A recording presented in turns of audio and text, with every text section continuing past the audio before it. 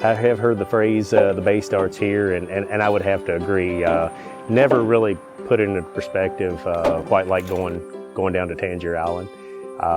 It's one of those things you always hear is a slogan or an advertising. But until you get down there and meet the folks, they're dealing with the exact same issues that we deal with.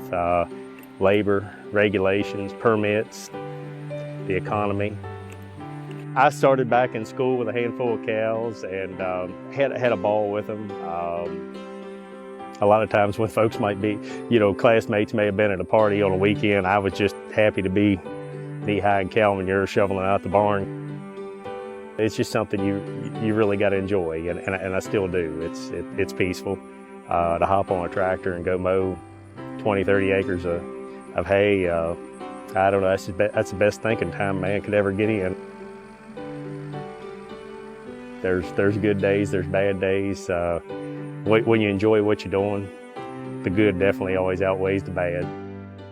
My family came over here during the Civil War time in Fredericksburg. And it was my great-grandfather. My grandfather, he was a waterman. I knew from an early age that it's what I wanted to do. Loved being on the water. They say if you love what you're doing, you never work a day in your life.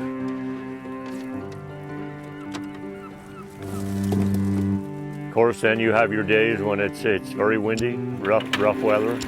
And especially in the wintertime, you not only deal with the rough weather, but you're dealing with freezing temperatures, ice on the boat, ice on the watermen. If the health of the bay is not good and the watermen aren't doing good, and charter fishermen, it affects a lot of people, and it affects the economy.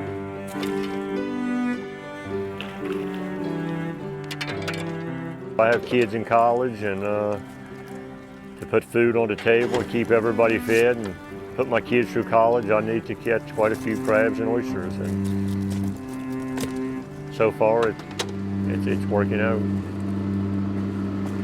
I've learned that Tangier Island is really very much like the hometown I grew up with, small town. Everybody knows your business. Everybody knows when things are going well, when they're not going so well, when you need some help. And when somebody needs help, everybody pitches in. So I've personally enjoyed it, getting to know these families more over the last 9 years. The Chesapeake Bay is really an ecosystem out of balance. The major pollutant to the bay is excess nutrients, and they come from agriculture and urban and suburban runoff and a lot of other sources.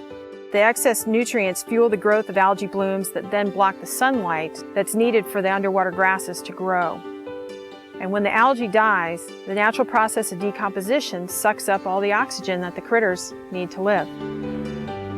We can only save the bay if we help control the runoff and the rivers and streams that feed it.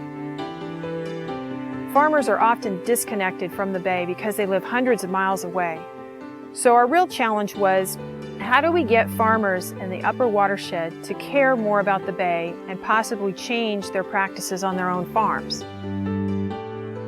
The whole purpose of the trip really is to give them an opportunity to enjoy the bay as much as we do, to experience it in their own way, in many different ways, and to have the opportunity to have conversation with people that live on Tangier Island. The way it works, it has a bait pocket or a bait wheel in the bottom of it here. Where you put your bait has this lid with this strap. We do run them through a day's worth of activities that we do with school kids and teachers out on our island centers. So you'll have to kiss and rip 3 fish. Kiss them first, then rip. I'm banking on just being a female. So you take your fish. You don't have to rip it totally in half. Just get it opened up. You press it. I did the first and second.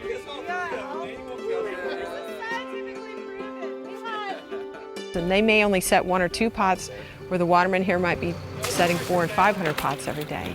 And they make connections with things they do on their farm, milking 100 cows every day, twice a day kind of thing. I was expecting we were going to go down and be told everything that we were doing wrong that was polluting the bay as farmers back here in the valley, but once you got there and met the folks, they're real world people.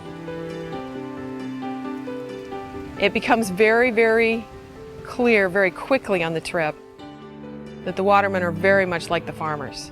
They're very independent. They like to be business for themselves. They have families they're raising.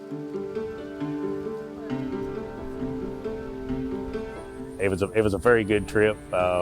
Regardless of how much I had to do back home, I wouldn't trade them 3 or 4 days for anything. It was good to get to know everybody. Hopefully they come back through the channel back here on our way home with a different feeling than they came on Friday. And so we hope that they'll make some changes, or at least talk to their neighbors about making changes if they've already done a lot of work.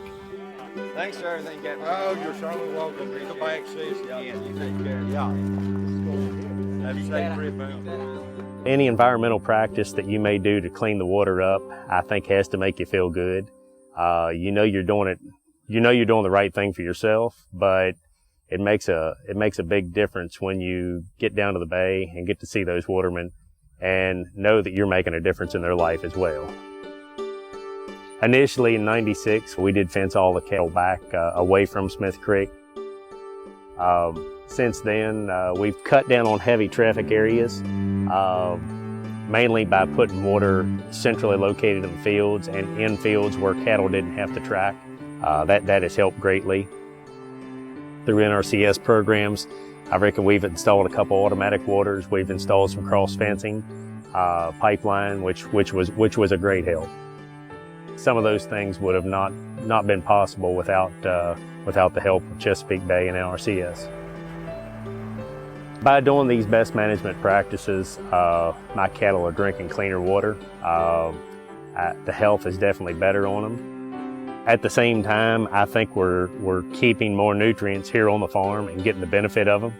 And in turn, we're still keeping those nutrients from getting into the water as well. Some of the watermen, they've started practices that improved the bay, and they weren't forced to do it. They did it on their own, and if we were doing something that was detrimental to the farmers, they wouldn't have to force me to change what I was doing to help them out. I'd be happy to do it. I want the farmers doing well because I appreciate what they produce, and it's very important.